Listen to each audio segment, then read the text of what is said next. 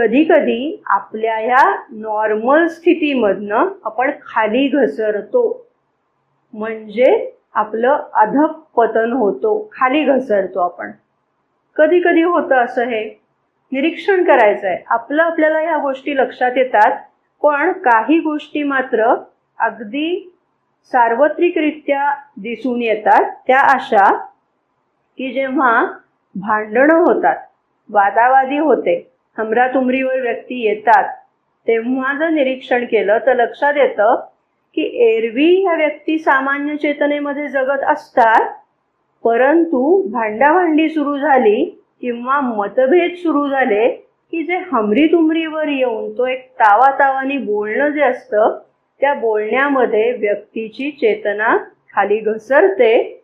म्हणजेच ती व्यक्ती बोलू नये ते बोलते. बघा, एरवी ती व्यक्ती तसं बोलली नसती, पण ती चेतना घसरते आणि ती व्यक्ती बोलू नये तसं बोलते. म्हणजे भांडणं हे एक कारण झालं. दुसरं म्हणजे आळस.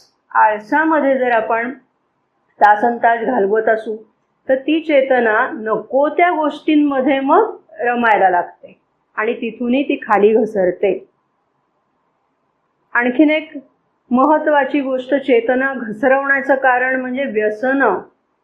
तर ह्या बाबतीत सांगायला नको. वेगवेगळी व्यसनं करून जी धुंदी येते, जी नशा चढते, त्या नशेमध्ये व्यक्ती आपोआप चेतनेच्या दृष्टीने खाली घसरलेली असते. म्हणजे भांडणं, आळस यासारख्या गोष्टींमध्ये तरी एका मर्यादेपर्यंत आपण म्हणू शकतो की घसरलेली असते.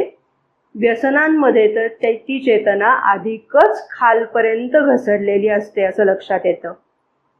किंवा सेक्सच्या बाबतीत, सेक्सची ॲक्शन जेव्हा केली जाते, कृती जेव्हा केली जाते, संभोग, या वेळेला सुद्धा व्यक्तीची चेतना त्याच्यानंतर खालती घसरलेली असते. आपल्याला लक्षात येत नाही, पण गॉसिप्समधनं पण व्यक्तीची चेतना खाली घसरते.